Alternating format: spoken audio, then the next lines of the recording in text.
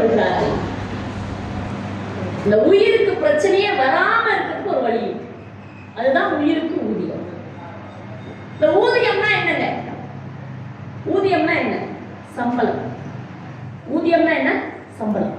நீங்க உயிருக்கான ஒரு சம்பளத்தை கொடுத்து விட்டால் இந்த உயிருக்கு பிரச்சனையே வராது. இன்னைக்கு நீங்க இந்த நிகழ்ச்சி மூலமா என்ன தெரிந்து கொள்ள போகிறீர்கள் என்றால், இந்த உயிருக்கு ஒரு சம்பளம் கொடுக்க வேண்டும். என்னங்க உயிருக்கு சம்பளம் கொடுக்கணும்? அருமை மருமகள் என்ன கலை குடும்பமா இருப்பார்களா என்று எனக்கு தெரியவில்லை. அங்குசாமி ஐயா அவர் ஆசிரியரா இருந்தார், உயர்ந்தவரா இருந்தார், சரி. அவருடைய மகன் அப்பாவுடைய வழியை பற்றி அப்படியே வந்து இந்த இலக்கிய பணியை நம்முடைய அருமை பாலாண்ணா செய்தார். அவருடைய மகன் செய்வது பெருமை இல்லை, அவருடைய மருமகன் மேடையேறி பாடினார் பாருங்க. தயவு செய்து அவங்களுக்கு ஒரு நல்ல கைத்தட்டல். ஏனென்றால் ஒரு மனிதன் இறந்தவுடன் கிடைக்க வேண்டியது தாளாட்டு, இறந்த பிறகு கிடைக்க போவது நீராட்டு, நடுவில் கிடைக்க வேண்டியது பாராட்டு. பாராட்டு மனமாற பாராட்டு.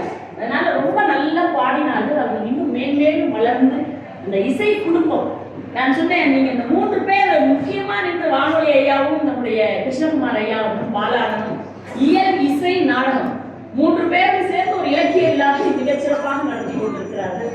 அந்த அமைப்பிலே நம்ம இப்ப வாழ்கின்ற வாழ்க்கையிலே எது பயனுடைய வாழ்க்கை? நான் இங்க உள்ள உட்கார்ந்து ஆத்தாளை பற்றியா ஜனனி ஜனனி என்று மகாகவி பாரதி தான் சொன்னான். அம்மா, இந்த துணியில அழுக்கு இருந்தா போக்குறதுக்கு ஒரு பொருள் இருக்கு இல்லைங்களா? துணியில அழுக்கு இருந்தா என்ன பண்ணுவாங்க?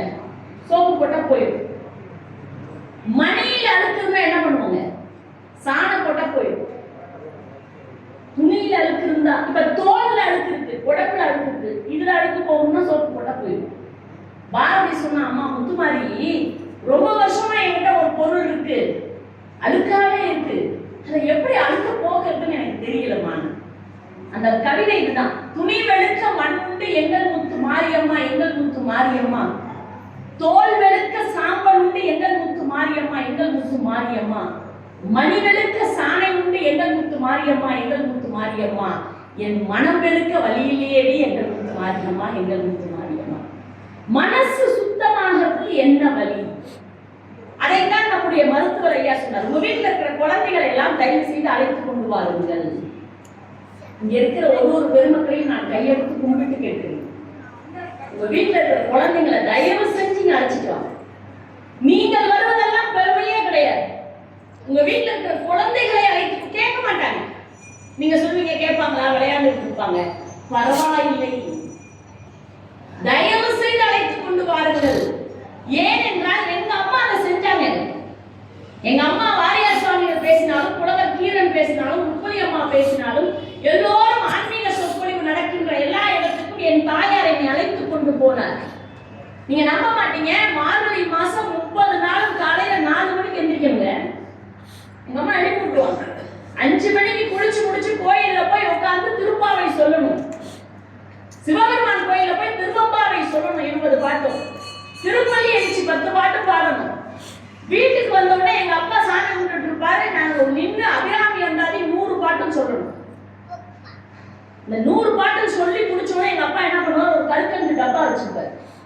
அதுல இருந்து 2 கல்கண்டு எடுத்து கொடுப்பாரு. சத்தியமா சொல்றேங்க, ஒரு நாள் கூட நான் அபிராமி அம்மனுடைய படத்தை பார்த்து அபிராமி அந்தாதி சொன்னதே கிடையாது. கல்கண்டு டப்பாவை பார்த்து மட்டும்தான் சொல்லுவேன். எப்படா அந்த பாட்டு முடியும்? கல்கண்டு டப்பாவை திறந்து அப்பா 2 கல்கண்டு டப்பா. சத்தியமாக சொல்றேன், இப்ப கேட்டீங்கன்னா 100 பாட்டு சொல்லுவேன். புதிக்கின்ற செங்கனி உச்சிக்கிற உணர்வுடைய மதிக்கின்ற மாணிக்க மாதுளம் போது வளர்க்கவனை துதிக்கின்ற மின்குடி மென்கனி குங்கும தோயம் என்ன விதிக்கின்ற மேனி அபிராமி என்ற விழித்துணையே. துணையும் தொழும் தெய்வமும் பெற்ற தாயும் சுட்டிகளின் பனையும் கொழுந்தும் பதிமுண்ட வேறும் பனிமலர்க்கும் கனையும் கருப்பு சிறையும் கையில் அணையும் திரிபுர சுந்தரி ஆவது அறிந்தன. அறிந்தேன் எவரும் அறியாமலை அறிந்து கொண்டு செறிந்தேன் உங்கள் திருவடிக்கே வெறுவி பிரிந்தேன் நண்பர் பெருமை என்னால் கருமனென்றால் மருந்தேன் நடந்து குறவாய மனிதனே. மனிதரும் தேவரும் மாயா முனிவரும் வந்து செடி புனிதரும் சேவலை கோமலமே கொள்ளைவா சடைமே பனிதரும் திங்களும் பாம்பும் மகிழத்தையும் படைத்த புனிதரும் நீயும் என் குஞ்சினாலும் பொருந்துகவே. பொருந்திய மும்முறை செப்புரை செய்யும் குணமுறையால் வருந்திய வந்து மருந்து மனமுடைய ஆச்சரே அருந்திய நெஞ்ச உலாக்கி அம்பிகை முடியவே திரும்பிய சுந்தரி அந்தரின் பாலம் சென்னியது. சென்னியது உன் பொன் திருவடி தாமரை சிந்தியுடைய மணியது உன் திருமந்திரம் சிந்திரவண்ணை பெண்ணே முனிய நடி அடியாளர் கூடி முடிமுடைய பணியை என்று உடன் மரமாக கத்தது. கடியூர் மத்தி சுழல் நாடு தலைவர்களோ கடியூர் வண்ணம் கருதுகின்றாய் கமலாலை மதுரவேன் மதினமான மனைவி எவ்வளவு புதியூர் சேவலையே சுந்தரான சுந்தரியே சுந்தரி என்னை துணிவேன் பாசத்துறையெல்லாம் மந்தரி சுந்தர வண்ணத்தினால் மகிழன் தலைவன் அந்தரி நீதி அடியார் கடி ஆரம்பத்தோடு கேட்டல தரலாம் கருத்தரவே கருத்தனை எந்தேதன் கண்ணன் வண்ண கணங்களுக்கு பெருத்தன பாலரும் பிள்ளைக்கு அழகின பேர் அழுக்கும் திருத்தன வாரம் மாறம் சரி செடியும் அம்மா முறுத்தன மூலம் நீயும் அம்மைய வண்டியை முன்னிற்கவே நின்று வீழ்ந்தும் கிடந்து நடந்து நினைப்பதனை எண்ணு வழங்கும் மலத்தால் எழுதாமல் ஒன்று மறுமுறை அதே உமைய வியக்க அன்பு இப்படியே 3 பாட்டும் சொல்லுவேன். நேரம் பத்தாது. இது என்னோட பெருமைக்காக நான் சொல்லலையே, எனக்கு தெரியுங்கிறதுக்காக நான் சொல்லுவேன். தயவு செய்து அழுக்கும் உங்கள் குழந்தைகளுக்கு இந்த ஆன்மீகத்தை சொல்லித்தாருங்கள். நீங்க நம்ம இஸ்லாமிய சகோதரர்கள் கண்டிப்பா வெள்ளிக்கிழமையான மசூதிக்கு போவோம். கரெக்டுங்களா? சரியா சொல்றாங்க. சரியா வெள்ளிக்கிழமையான இஸ்லாமிய சகோதரர்கள் மசூதிக்கு போவோம். கிறிஸ்தவ சகோதரர்கள் கண்டிப்பா ஞாயிற்றுக்கிழமையான சர்ச்சுக்கு தேவாலயத்துக்கு போவோம். நான் சொல்றது சரிங்களா? வெள்ளிக்கிழமையான இஸ்லாமிய சகோதரர்கள் மசூதிக்கு போவோம். என்னைக்கு போறாங்களோ இல்லையா வெள்ளிக்கிழமை போயிடும். கிறிஸ்தவ சகோதரர்கள் கண்டிப்பா ஞாயிற்றுக்கிழமையான சர்ச்சுக்கு போவோம். நாம எப்பங்க கோயிலுக்கு போலாம்? யாராவது சொல்லுங்க. நீ சொல்லுமா, எப்ப நம்ம கோயிலுக்கு போலாம்? எப்ப கோயிலுக்கு போலாம்? எல்லா நாளும் போலாம், எப்ப வேணாலும் போலாம். அதனாலதான் நம்ம எப்பயுமே போறது. எப்ப வேணாலும் போலாம்னு சொன்னதுனாலதான் நம்ம எப்பயும் போறோம். ஏனென்றால் தயவு செய்து உங்கள் குழந்தைகளுக்கு இதை பரிச்சயப்படுத்துங்கள். காலையில எந்திரிச்சோம் நேரா போவார் பிரசன்ன விநாயகரை போய் பாரு. இங்க இருக்க உள்ள உட்கார்ந்து இருக்கிற இறைவனை போய் சிவபெருமான வழிபாடு நடத்து. உள்ள உட்கார்ந்து விசாலிச்சவனை வணங்கு. அங்க இருக்கிற பெருமாளை போய் வணங்கிட்டு வா. ஆஞ்சநேயர் போய் ஸ்தோத்திரம் சொல்லிட்டு வா என்று அவர்களை நீங்கள் முறைப்படுத்தி பாருங்கள். அந்த குழந்தைகள் சரியான முறையில் வளர்வார்கள். நீங்க வேற ஒண்ணுமே செய்ய வேண்டாம். இந்த பயிற்சியை தயவு செய்து இனி வருகின்ற தலைமுறைக்கு தாங்கள் கொடுக்க வேண்டும் என்று நான் கரம் கூப்பி கேட்கிறேன். இந்த பண்பாட்டை, இந்த கலாச்சாரத்தை இந்த தயவு செய்து இந்த சமுதாயத்துக்கு கொடுக்க வேண்டும். ஏன்னா இதுதான் உயிர். நான் சொன்னேன் இல்லையா, மனம் அழுக்கு போவதற்காகத்தான் இந்த நிகழ்வு, இந்த நிகழ்ச்சி இருக்கு.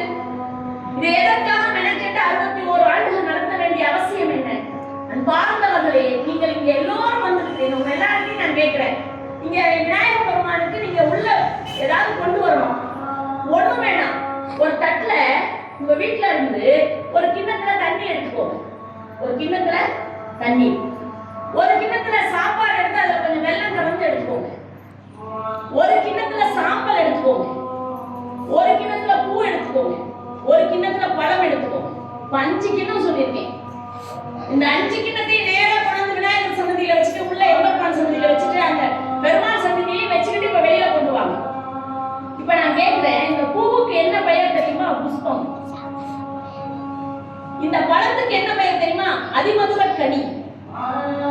சரி, இந்த தண்ணீருக்கு என்ன அர்த்தம் தெரியுமா? உள்ள போயிட்டு வெளியில வந்தா தீர்த்தம். சரிங்களா? நீங்க வச்சிருந்தீங்க சாப்பாட்டுல வெல்லம் போட்டு கொண்டு வர சொன்னேன். அந்த சாப்பாட்டுக்கு என்ன பெயர் தெரியுமா? உள்ள போயிட்டு வெளியில வந்தா பிரசாதம். சரி, இந்த சாம்பல், அடுப்பெரிந்த சாம்பல் இருக்கு, அது உள்ள போயிட்டு இறைவன் சன்னதிக்கு போயிட்டு வெளியில வந்தா அதுக்கு என்ன பெயர் தெரியுங்களா? திருநீர். இப்ப நான் கேட்கிறேன், தானாக போக முடியாத இந்த 5 பொருட்களும் நாம எடுத்துட்டு தான் உள்ள போகணும். தானா போக முடியுமா? முடியாது. நாம எடுத்துட்டு போன இந்த அக்ரிணை பொருள்களே இறைவன் பாதப்பட்டால் புனிதமாகிறது என்று சொன்னால் உயர்நிலையாக இருக்கிற நாம் உள்ளே போயிட்டு வெளியே வந்தா புனிதமாக வேண்டாமா? அதற்காக தானே இறை வழிபாடு. எதுக்காக வரும்? இறைவனை எதற்காக வணங்குகிறோம்? இந்த உயிருக்கு என்ன ஊதியம்? நீங்க, நான் இப்ப உங்ககிட்ட ஒரு எளிமையா ஒண்ணு சொல்றேன். உங்க வீட்டுல ஒரு வேலைக்காரனா வேலை பார்க்கறா, புதுசா வேலைக்கு சேர்த்திருக்கீங்க. அவளுக்கு 2000 ரூபாய் சம்பளம் பேசிருக்கீங்க. அந்த அம்மா வேலை செய்யறா, ஒரு 3000 ரூபாய் சம்பளம் பேசிருக்கீங்கன்னு நீங்க வேலை செய்யறா.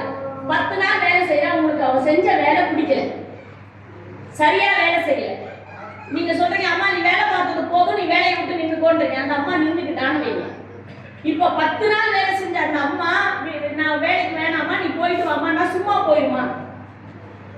போயிடுவாளா? என்ன கேட்பாங்க? 10 நாள் சம்பளத்தை கொடுமா, நான் போறேன் சொல்லுவாங்களா மாட்டாங்களா?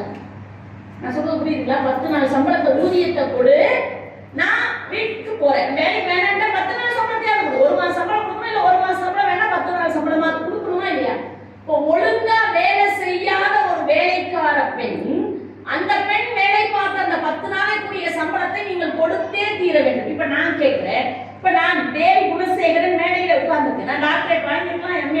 BCom என்ன வேணா படிச்சுக்கலாம். இந்த உடம்புல உயிர் இருக்கிற வரைக்கும் தான் தேவி குணசேகரன். உடம்புல உயிர் இல்லைன்னா, இப்ப நான் உயிர் இருக்கிறதுனால எந்திரிச்சு நடந்து படியை விட்டு கீழே இறங்கினேன், மேலே ஏறினேன். இப்ப இந்த உடம்புல உயிர் இல்லைன்னா சுமக்கிறதுக்கு எத்தனை பேர் வேணும்? 4 பேர் வேணும் இல்லைங்களா? இப்ப நான் கேட்கிறேன், உயிர் இருந்தால் இந்த உடலை உயிரே தூக்குகிறது, சரிங்களா? உயிர் இருந்தால் இந்த உடலை உயிரே தூக்குகிறது. உயிர் இருந்தால் இந்த வாய் பேசுகிறது, கண் பார்க்கிறது, மூக்கு சுவாசிக்கிறது, காது கேட்கிறது, உடல் அசைகிறது, எல்லா வேலைகளையும் உயிர் தான் செய்கிறது, சரிங்களா? உடல்ல இருக்கிற எல்லா உறுப்புகளையும் வேலை செய்ய வைப்பது எது? உயிர்.